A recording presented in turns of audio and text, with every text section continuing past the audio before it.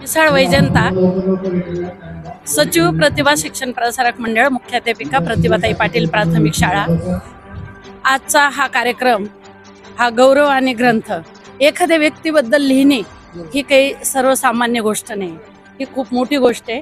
म्हणून महाराष्ट्रामध्ये मराठीसाठी काम करणे आणि त्या मराठीला टिकवणे, आज इंग्रजी, हिंदी वेगवेगळ्या भाषांनी आपल्यावर आक्रमण केलेलं आहे, पण यामध्ये एका सच्चा मराठीचा भक्त असावा, ते संतांचंच काम आहे। जसं ज्ञानेश्वर माऊलींनी मराठी ही उदयाला आणली, तसंच आज ठाले सरांना हरकतच नाही त्यांना एक संत म्हणण्याची, की मराठी टिकवण्यासाठी ज्या माणसाने आपल्या 83 वर्षे वयापर्यंत हे काम अहोरात्र चालू ठेवलं, ही खूपच मोठी गोष्ट आहे। म्हणून हा ठाले सरांचा गौरव नाही, हा मराठीचा गौरव आहे, हे महाराष्ट्रीयन मराठी माणसांचा गौरव आहे, प्रत्येक लेकरांचा आहे, क्षणाक्षणाच्या या प्रत्येकाच्या कणाकणाचा गौरव आहे। म्हणून आज ठाले सरांचा हा गौरव करत असताना आज महाराष्ट्राचं हे भूषण आहे। आणि मी एवढंच सांगेल तुम्हाला की तुमच्या मीडियाने सुद्धा या मराठी भाषेसाठी काम केलं पाहिजे, आमच्यासारख्याला साथ दिली पाहिजे। म्हणून ठाले सरांना अजून दीर्घ आयुष्य लाभो, की त्यांना हे काम करता यावं आणि त्यांना सर्वांची साथ मिळो। प्रत्येकाच्या भाषणात आपल्याला काय कळालं सर, तुम्ही होतेच इथे, तर त्यांनी प्रतिकार परिस्थितीमध्ये हे काम केलंय। हा, त्यांना विरोध झाला, त्यांच्यावर टीका झाल्या, त्यांच्यावर पेपर छापले गेले आणि त्यामधून पुढे येऊन काम करणं ही खूप मोठी गोष्ट आहे आणि ही काळाची गरज आहे। कुठेतरी सत्य समोर आलं पाहिजे आणि सत्य समोर आणण्याचं काम ठाले सरांनी ह्या मराठवाडा साहित्य परिषदेसाठी केलं।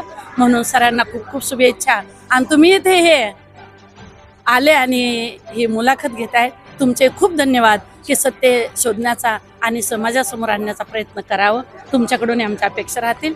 सर्वांचे धन्यवाद। आणि स्वतः लेखक आहेत प्राचार्य कौतिकराव ठाले पाटील यांचा आज जो गौरव समारंभ आयोजित केला होता आणि त्या निमित्ताने तो गौरव ग्रंथ त्यांनी प्रकाशित केला आहे त्यांचे रणधीर शिंदे आणि त्यांच्या समितीनं। त्याच्या संदर्भात त्यांचा पहिल्यांदा गौरव करतो, शुभेच्छा देतो आणि त्यांचं सुयश चिंततो। त्यामध्ये ठाले पाटील यांनी मराठवाड्यामध्येच नव्हे तर महाराष्ट्रात, आणि महाराष्ट्रात नव्हे तर देशात, आणि देशात नव्हे तर परदेश सुद्धा मराठीचा टंका वाजवला आहे। आणि त्यांचे इतकं स्पष्ट व्यक्तिमत्व मी पाहिलेलं नाही।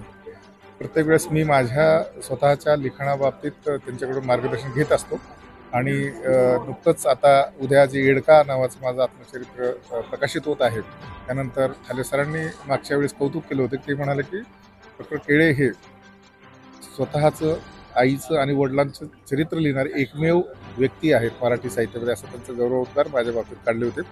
त्यांच्या या उत्तुंग कार्याला सलाम करतो। मनीषा केळे, सरांच्या ह्या कार्याबद्दल आणि त्यांनी जे मराठीसाठी जे काम केलंय त्याच्यासाठी मी खूप त्यांचे आभारी आहोत आणि त्यांना खूप साऱ्या शुभेच्छा, आणि त्यांच्या मॅडमला पण की त्यांनी त्यांची साथ दिल्याबद्दल थँक्यू।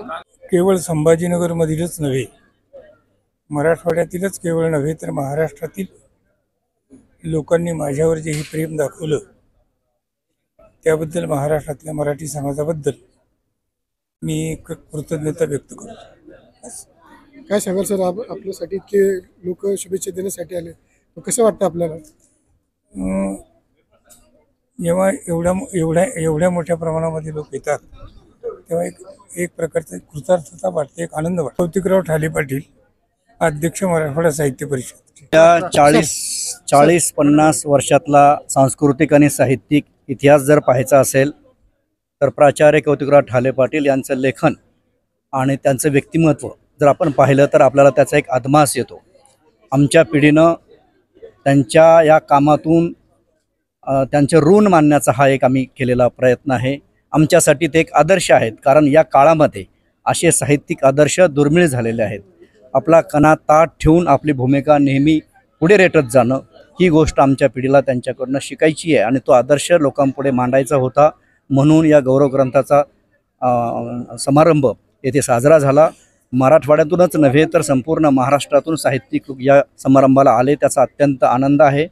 गौरव ग्रंथाच्या प्रतीही बऱ्यापैकी विकल्या गेल्या असं मला कळलंय, त्याचाही आनंद वाटतो। यावरनं कौतिकराव ठाले पाटील हे व्यक्तिमत्व जितकं आपण उलगडत जाऊ तितकं ते आणखी आपल्याला सापडत जातं, याचाच प्रत्यय येतो। हा आनंद मी इथं व्यक्त करतो। आज ठाले पाटील सरांचा जो गौरव सोहळा आयोजित केलेला आहे तो या नव्या तरुण पिढीनं आयोजित केलेला आहे. म्हणजे याच्यातून हा संदेश जातो की सरांना जे साहित्य आणि एकूणच संस्कृतीबद्दल पुढच्या पिढीसाठी जे अपेक्षित आहे ते कुठेतरी तो संदेश समजून घेणं आणि तो आपल्या लिहिण्यातून, तो आपल्या वर्तनातून अंमलात आणणं, हे नवी पिढी अनुसरण्यासाठी ते त्यांच्याबद्दल एक गौरवाची भावना किंवा कृतज्ञतेची भावना आहे. दुसरं असं की अनुराधा पाटील त्यांच्या ज्या पत्नी आहेत त्यांच्या पाठीमागं उभं राहून ठामपणानं अनुराधा पाटील नावाची कवयित्री घडवणारा एक बहुजन समाजातला नवरा म्हणून हा खऱ्या अर्थानं जगण्यातला स्त्रीवाद आणि जगण्यातली पुरोगामित्व हे मला वाटतं.